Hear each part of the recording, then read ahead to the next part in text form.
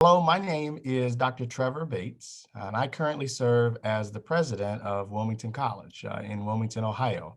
I also hold the rank of professor of health sciences here. It's a different type of a role for an athletic trainer, but one that I believe athletic trainers are accurately and thoroughly prepared for.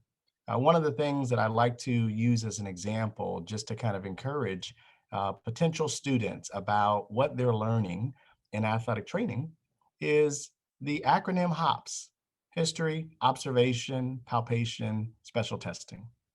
So we use that consistently to assess and to identify what's wrong, what's going on. And I can tell you, as a college president and even as a professor, I've used that acronym when I'm addressing and trying to identify solutions to problems. So, for example, if there's a budgetary issue that we're dealing with, I want to know the history of it. How long has it happened? I want to observe it and kind of look at what we're doing potentially to create that kind of a situation. I want to touch it, meaning I want to make some changes and really adjust to see where those kind of pinch points are. And then finally, in terms of testing, I want to really make sure that the changes that we make actually will work. You do that every day as an athletic training student or as a faculty member or whatever role you have. And so that simple acronym that most of us learned probably in our first athletic training class is so relevant. So, a little bit about my career path. So, I began working clinically as an athletic trainer in a kind of a high school outreach, small college setting in Illinois. And I was an adjunct instructor, and I really fell in love with teaching. I taught a little bit in graduate school as well. And an opportunity came for me to serve as a faculty member, entry level. I became a clinical education coordinator where I learned kind of the beauty of being an athletic trainer, working and providing care for a football team, as well as teaching classes in the morning. And so I was able to make the connection for students to really help me get an understanding that half of what we do is clinical in nature and half of what we do is academic in nature. And that if you're good at one or the other, 50% for most people is an F. And so equal importance of what you're learning and how you're able to translate that is extremely important. So after a little bit of time serving as a clinical education coordinator, I pursued the opportunity to become a program director, which obviously put me in touch with learning more about accreditation, more about institution finances and personnel, and how to really work beyond just the athletic training realm.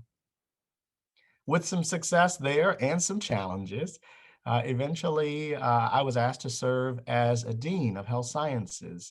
And that role really expanded my horizon and helped me to see what collaboration across programs look like, what it's like to build a new program, and what it's like to really kind of work with areas like the sciences and the arts and the humanities to build a program that prepares students to do the work that we do as athletic trainers. And um, as you might imagine, going down this rabbit hole, eventually I became a vice president for academic affairs and a dean of faculty.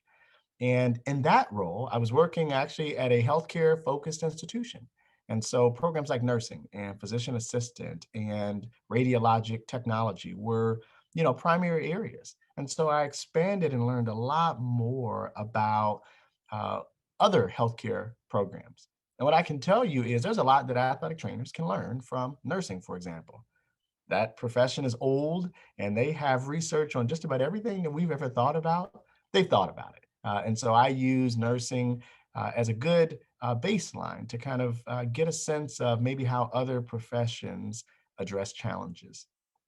And as I mentioned at the beginning, over the last 2 years, I've served as the president of a small college here in Ohio. And like what you do every day as a clinical athletic trainer, every day is different.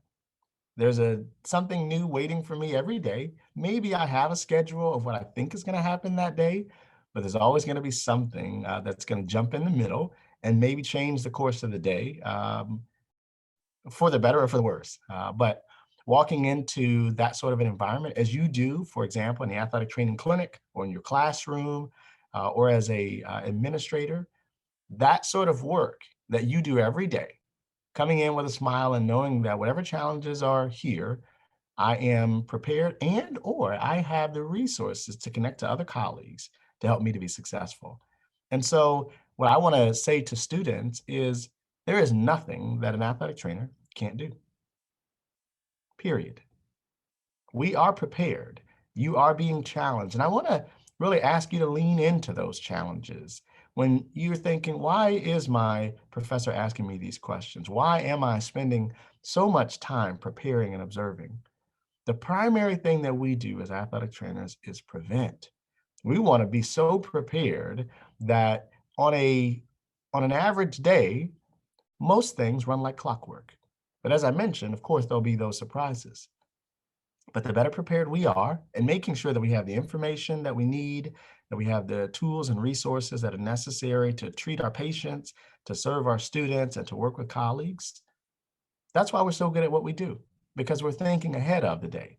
We don't come into the day to get prepared. We prepare the day before. And that's what we have to do. And so I just want to say congratulations to each one of you, wherever you are in your schooling, in your profession, personally. Athletic training has been a huge asset for me, and I know that it will be for you.